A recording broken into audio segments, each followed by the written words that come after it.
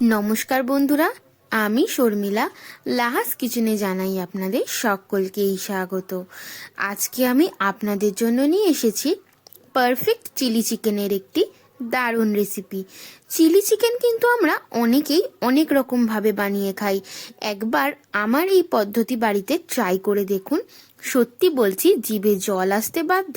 আর যারা chicken lover তারা কিন্তু এটা অবশ্যই ট্রাই করে দেখবেন। তাহলে চলুন রেসিপিটা শুরু করা যাক। প্রথমে আমি 450 গ্রাম চিকেন পরিষ্কার করে ধুয়ে নিয়েছি।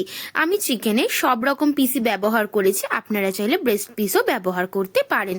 এরপর আদা রসুন বাটা, সামান্য একটু নুন, গোলমরিচ গুঁড়ো, কাশ্মীরি রেড চিলি পাউডার, সামান্য একটু ভিনিগার, একটা গোটা ডিম দিয়ে ভালো করে মেখে নেব। এরপর সব শেষে কিন্তু আমি কর্নফ্লাওয়ার দিয়ে আরো একবার মেখে নিচ্ছি। আমার চিকেন বাটার একদম রেডি ফ্রাই করার জন্য। এইবার কড়াইতে আমি পরিমাণ মতো সাদা তেল গরম করে একে একে চিকেনগুলোকে ফ্রাই করে নিচ্ছি।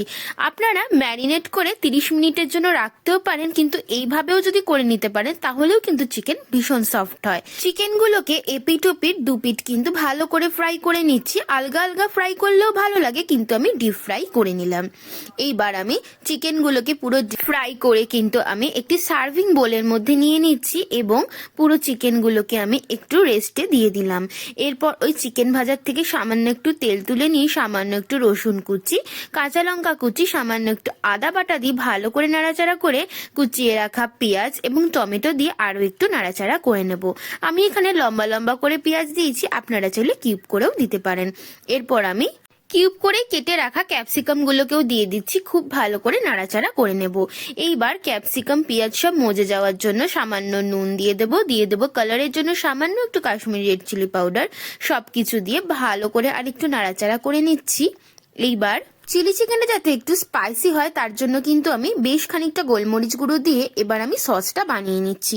সসের মধ্যে দিয়েছিলাম tomato sauce, red chilli sauce এবং চিলি গার্লিক সস এবং সামান্য একটু চিনি দিয়ে সসটাকে ভালো করে রেডি করে নিয়ে এবার আমি পেঁয়াজ ক্যাপসিকামের মধ্যে দিয়ে দিচ্ছি। এইবার সসটা ভালো করে টস করে নিয়ে আমি আগে থেকে ফ্রাই করে রাখা চিকেনগুলো দিয়ে দিচ্ছি।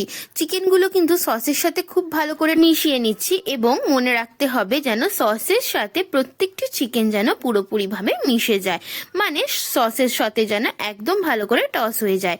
এরপর আমি 1 চামচ কর্নফ্লাওয়ার বা কর্নস্টার্চ নিয়ে নিয়েছি আর নিয়ে নিয়েছিলাম 2 চামচ জল।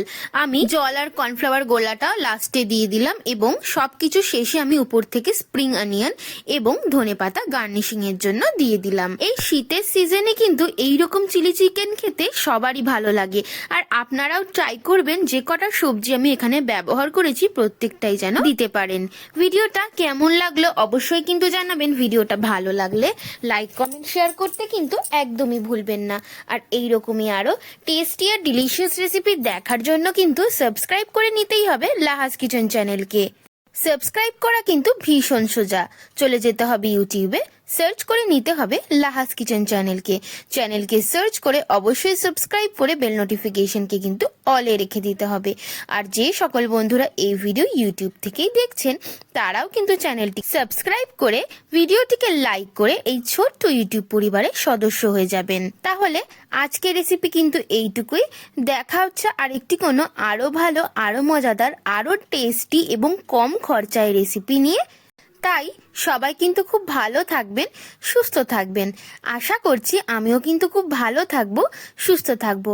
আর আপনাদের সকলের আশীর্বাদে এই ছোট্ট চ্যানেলটিকে সামনে এগিয়ে নিয়ে যেতে সাহায্য করব। তাহলে আজকের মতো আমি আসি। টাটা।